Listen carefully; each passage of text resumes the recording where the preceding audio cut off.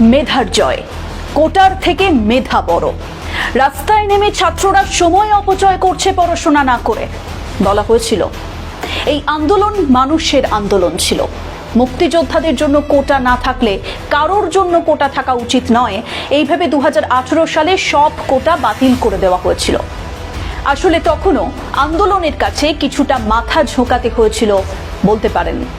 আন্দোলনটা সারা দেশে ছড়িয়ে পড়ায় ক্ষমতাসীন দলকে ভাবতে তো হয়েছে, বেঁকে বসার সুযোগ পাওয়া যায়নি। মেধা 93%, মুক্তিযোদ্ধা 5%, বিশেষ চাহিদা সম্পন্ন 1%, তৃতীয় লিঙ্গ 1% কোটার কথা বলেছে আপিল বিভাগ। ছাত্র আন্দোলনের এক প্রকার জয় হলো, কিন্তু ছাত্র হত্যার দায় কার? কে নেবে ঘটনার দায়? উত্তর কে দেবে? এতগুলো মানুষের প্রাণ চলে গেল, এতগুলো মানুষ আহত, তাহলে তার দায় কে নেবে?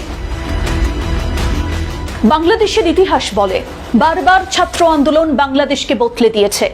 ক্ষমতাবানরা কিচ্ছু করতে পারেনি, তখনও বুক চিতিয়ে দাঁড়িয়েছে ছাত্ররা। 52 ভাষা আন্দোলনের সময় দেশ ভাগের মাত্র 7 মাসের মাথায় 1948 সালের 11ই মার্চ বাংলা ছাত্র সমাজকে রাষ্ট্রভাষার দাবিতে মাঠে নামতে হয়েছিল।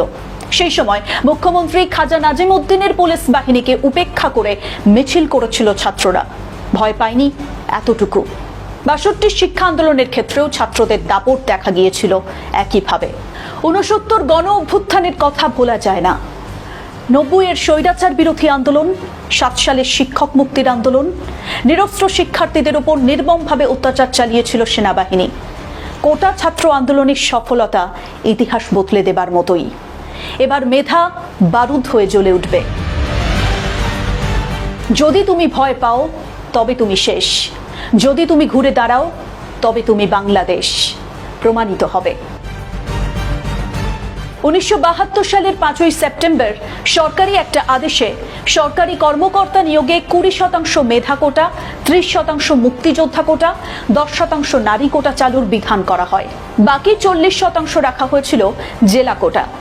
1976 সালে মেধার ভিত্তিতে নিয়োগ 40% বাড়ানো হয়। এবার 93% মেধার ভিত্তিতে চাকরি। এই জয় আসলে প্রাপ্য জয়।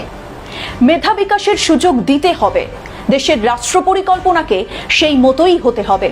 মেধা তার কাঙ্ক্ষিত সম্মান পাবে। প্রশ্ন তো থাকে, স্বাধীনতার এতগুলো বছর পেরিয়ে শিক্ষিত তরুণ সমাজের ভবিষ্যৎ প্রতিষ্ঠার জন্য কতটুকু নিশ্চয়তা দেওয়া গেছে? কেন তরুণ সমাজকে সামান্য একটা চাকরির নিশ্চয়তার জন্য আন্দোলন করতে হবে, প্রাণ দিতে হবে? মুক্তিযুদ্ধের পক্ষের রাজনৈতিক দলকে মুক্তিযোদ্ধার কোটা বেশি রেখে কেন প্রমাণ দিতে হবে? গোড়ায় গলদ থেকে যায়নি তো? এই প্রশ্নগুলো তুলেছে বুদ্ধিজীবী মহল আজ প্রাপ্য জয়ের পর। মুক্তিযোদ্ধা কোটা বিরোধী এই আন্দোলন আসলে কি অন্য কোনো আন্দোলনের সত্যি ইঙ্গিত ছিল? ছাত্র আন্দোলন নিছক একটা ছাত্র আন্দোলনই ছিল, এবং এই ছাত্র আন্দোলনের ন্যায্যতা অবশ্যই রয়েছে। কিন্তু একথাও তো সত্যি, দুর্নীতি এবং দ্রব্যমূল্যের মতো বড় দুটো ইস্যু বাংলাদেশের মানুষকে ভাবাচ্ছে বহুদিন ধরে। তার সাথে ভাবাচ্ছে নির্বাচনে সব দলের অংশগ্রহণ না হওয়ায় ভোটাধিকার নিয়ে ক্ষোভ। ছাত্রদের সাথে যখন সাধারণ মানুষ মিশে গেলেন এই আন্দোলনটায়, তখন গণ আন্দোলনের রূপ নিল এই আন্দোলন।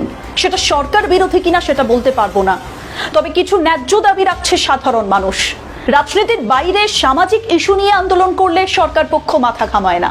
বৃহত্তর পরিসরে সরকারের ওপর চাপ আসলে তখনই নড়ে চড়ে বসতে হয় সরকার পক্ষকে, কারণ ক্ষমতা হারানোর ভয়ে সবাইকেই তাড়া করে বেড়ায়।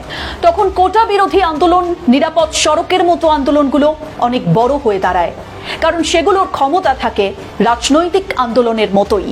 এই আন্দোলনের সাথে দেশটার বিরোধী দলকে জুড়ে দেওয়া হয়েছে।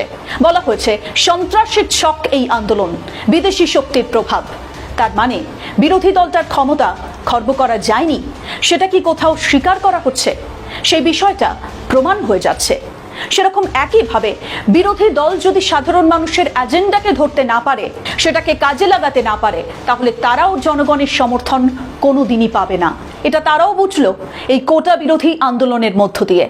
2018 সালে যখন কোটা বাতিল করা হলো, সেই সিদ্ধান্তকে অনেকেই আবেগতাড়িত সিদ্ধান্ত বলেছেন। সংস্কার না করে পুরোটা বাতিল আবেগের বশে করা হয়েছিল বলেই অনেকে মনে করেন। আজ প্রাপ্য জয়ের পর সেই কথা বারবার উঠে আসছে। সমাজবিজ্ঞানীরা বলে থাকেন কোটা হচ্ছে ক্ষতিপূরণ নীতির অংশ, আর মুক্তিযোদ্ধা কোটাকে যদি পুরস্কৃত করার নীতি হিসেবে ধরে নেওয়া হয় তাহলে সেটা কত প্রজন্ম পেতে পারে, সেটাই বড় প্রশ্ন। মুক্তিযোদ্ধাদের বর্তমানে 20,000 টাকা মাসিক ভাতা, গৃহহীনদের আশ্রয়ন প্রকল্পে ঘর দেওয়া, মারা গেলে রাষ্ট্রীয়ভাবে গার্ড অফ অনার দেওয়া, এই সমস্ত ব্যবস্থা চালু আছে। স্বাধীনতার পরপর মুক্তিযোদ্ধাদের কোটায় নিয়োগের যৌক্তিকতা ছিল, তবে এখন প্রশ্ন থাকে এই স্থায়িত্ব দেওয়ার নৈতিক দিকটা কতটা ঠিক, মানে যে 5% দেওয়া হয়েছে সেটা কতটা ঠিক। কেন এতগুলো কথা বলতে হলো সেটা এবার একটু বুঝিয়ে বলি আপনাদের। শুরুটা করি এইভাবে, তোমরা যদি জমিতে জুলুম লেখো, আসমানে ইনকিলাব লেখা হবে, মনে রাখা হবে, সবকিছু মনে রাখা হবে। কোটা আন্দোলন কি শেখালো? শাসকের গদি অলংকার করে থাকলেও মনে রাখতে হবে গণতন্ত্র ইজ গণতন্ত্র। মেনে নিন, মানিয়ে নিনের নীতি সবসময় খাটবে না।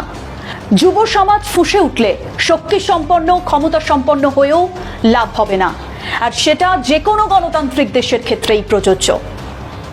বিভিন্ন মহলে যা আলোচনা হলো তাতে করে স্পষ্ট এটাই যে অদূরদর্শী অবস্থান আজকের এই সমগ্র পরিস্থিতির জন্য দায়ী। কারণ ছাত্র হত্যার দায় কার? এত বড় ঘটনার দায় কার? অগ্নিগর্ভ বাংলাদেশের দায় কার? ছাত্রলীগ নিজের ক্ষমতা দেখিয়েছে, আইন শৃঙ্খলা রক্ষাকারী বাহিনী ক্ষমতা প্রদর্শন করেছে, কিন্তু আন্দোলনরত ছাত্রদের কাছে জবাবদিহিতা করা হয়নি কেন? করা হলো না কেন? আলোচনা আগে করা যায়নি, কিন্তু সুষ্ঠু একটা আলোচনা কোটা সমস্যার সমাধান করতে পারত। যখন ছাত্র সমাজ ফুঁসেছে, তাদের ধৈর্যের বাঁধ ভেঙেছে, তখন একটা আলোচনার কথা বলা হচ্ছে কেন? কাঁদানে গ্যাসের shell, rubber bullet, sound grenade ওদের ক্ষতবিক্ষত করেছে, ততক্ষণে প্রাণ চলে গেছে বহু উঠতি বয়সের ছাত্রের। দায় কে নেবে? বুদ্ধিজীবী মহল সে প্রশ্ন তুলছে। বাংলাদেশের ইতিহাসে বিরল ঘটনার দায় কার? বিভিন্ন দেশে আলোচনা শুরু হয়েছে। একেই কি বলে বিলম্বিত বোধোদয়? আইনমন্ত্রীর বক্তব্য অনুযায়ী আইনি প্রক্রিয়ায় শিক্ষার্থীদের দাবি দাওয়া দ্রুত মেনে নেওয়ার আশ্বাস দেওয়া হয়েছিল, কিন্তু তখন অনেকগুলো প্রাণ ঝরে গেছে, বহু মানুষ আহত, আর দেশের সম্পদ ধ্বংস হয়েছে। কারফিউ দিয়ে সমস্যা সমাধানের চেষ্টা। কারফিউ এমন একটা সময় জারি করা হলো যখন পুলিশ, র্যাব এবং বিজেপির সাথে বিক্ষোভকারীদের ভয়ানক লড়াই হয়েছে। নিয়মিত আইন শৃঙ্খলা বাহিনী এই পরিস্থিতি নিয়ন্ত্রণে আনতে ব্যর্থ হয়নি তো? আইনমন্ত্রী অবশ্য বলেছেন রাষ্ট্রের আইন শৃঙ্খলা রক্ষাকারী বাহিনী ব্যর্থ হয়নি। আপনি আপনার উত্তরটা জানাতে পারেন। কোটা বাতিল নিয়ে মামলা হওয়ায় বিষয়টা আদালতের সিদ্ধান্তের উপরেই পুরোপুরি নির্ভরশীল ছিল কি? বহু বিশেষজ্ঞ বলছেন নির্বাহী উদ্যোগের মাধ্যমে শুরুতেই এই সমস্যার নিষ্পত্তি সম্ভব ছিল। সংবিধান অনুযায়ী কোটা রাখা বা না রাখা এবং রাখলে কত ভাগ, কোন কোন ক্ষেত্রে তা রাখা হবে সেটা সরকারের সিদ্ধান্তের বিষয়। সরকারি চাকরির বর্তমান কোটা পদ্ধতির যে সংস্কার প্রয়োজন তা মোটামুটি সমাজের সব মহলই মনে করেছিল। প্রথম আলোতেই এরকম একটা রিপোর্ট প্রকাশিত হয়, দেখে নিন রিপোর্টটি।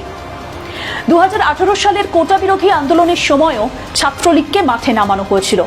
আবার ঘটনার পুনরাবৃত্তি। তবে কি ছাত্রদলকে প্রতিপক্ষ ভাবা হলো সত্যি সত্যি? সে প্রশ্ন না উঠে পারে না। সরকার অবশ্য আন্দোলনকারীদের বিরুদ্ধে সহিংসতার অভিযোগই এনেছে। আন্দোলনকারী ছাত্রদল, বলা ভালো সমগ্র আন্দোলনকারীরা যৌক্তিক সমাধান আশা করেছিল। মেধা না কোটা সে প্রশ্ন রেখেছিল। তাতে কি কোনো ভুল হয়েছিল যে এত বড় ঘটনা ঘটল বাংলাদেশে? প্রতিবাদে দেশের জন্ম, প্রতিবাদ দেশের পরিচয়। একবার ভাবুন তো, ধৈর্যের বাঁধ কতটা ভেঙেছিল যে পুলিশের অদ্যত বন্দুকের সামনে বুক চিতিয়ে দাঁড়িয়ে পড়েছে ছাত্ররা। পুলিশের তাক করা অস্ত্রের বিপরীতে শাহিদ বুক পেতে দাঁড়িয়েছিলেন। রাবার বুলেট উড়ে এসে বুকে লেগেছিল শাহিদের। পুলিশ কেন লক্ষ্য করে রাবার বুলেট ছুঁড়লো? বিকল্প কোনো উপায় ছিল কিনা? সেগুলো সব আজ প্রশ্নচিহ্ন। যদিও জানা যায় পুলিশ শুরুতে আবু সাঈদকে অন্যত্র চলে যেতে অনুরোধ করে, কিন্তু বুলেট কেন? অধিকার কর্মীরা বলছেন মানব অধিকার লঙ্ঘন করেছে পুলিশ। দাবি আদায় করতে গেলে, নিজের মত প্রকাশ করতে গেলে যদি গুলিবিদ্ধ হতে হয় তাহলে তার থেকে খারাপ আর কিচ্ছু হয় না, তেমনটাই মত বহু বিশেষজ্ঞের। ওই যে প্রথমেই একটা কথা বলেছিলাম, গণতন্ত্র ইজ গণতন্ত্র। সেক্ষেত্রে দেখতে হবে কতটা স্বচ্ছ গণতন্ত্র। ঘটনাস্থল থেকে আবু সাঈদকে সরানো যেত নাকি কোনোভাবে? প্রশ্নটা তীব্র। উত্তর আশা করে আপনি দেখতে পারেন, যদি পান তাহলে জানাবেন প্লিজ। 1971 সাল দক্ষিণ এশিয়ার রাজনীতিতে এক অগ্নিগর্ভ বছর। সামরিক শাসন ইয়াহিয়া খানের পাকিস্তানি হানাদার বাহিনীর অত্যাচারে হারহিম করা সন্ত্রাস নেমে এসেছিল তৎকালীন পূর্ব পাকিস্তানে। প্রায় 3 লক্ষ বাঙালিকে নির্মমভাবে হত্যা করেছিল পাক বাহিনী। মহিলাদের ওপর চালানো হয়েছিল অত্যাচার। পূর্ববঙ্গের বাঙালি গর্জে উঠেছিল সেদিন। স্বাধীন বাংলাদেশ রাষ্ট্রের দাবিতে সশস্ত্র যুদ্ধ শুরু হয়েছিল। মুক্তিযোদ্ধাদের বেশিরভাগই ছিলেন সমাজের একেবারে নিচু তলার মানুষ। স্বাধীনতার যুদ্ধে বীরের মতো লড়াই করেও নিজেদের ভবিষ্যৎ কি হবে কিছুই জানা ছিল না তাদের। 1972 সালে তাদের পুনর্বাসনের কথা ভেবে নবপ্রতিষ্ঠিত স্বাধীন গণপ্রজাতন্ত্রী বাংলাদেশ সরকার 30% মুক্তিযোদ্ধা কোটার কথা ঘোষণা করে দেয়। স্বাধীনতার পরেও একের পর এক রাজনৈতিক সংকট আছড়ে পড়েছিল বাংলাদেশে। সমাজতান্ত্রিক পথে চলতে গিয়ে বঙ্গবন্ধু শেখ মুজিবুর রহমানের কৃষক শ্রমিক আওয়ামী লীগ জোট একেবারে একদলীয় শাসন ব্যবস্থা চালু করতে চায়। বিক্ষোভ চরমে ওঠে।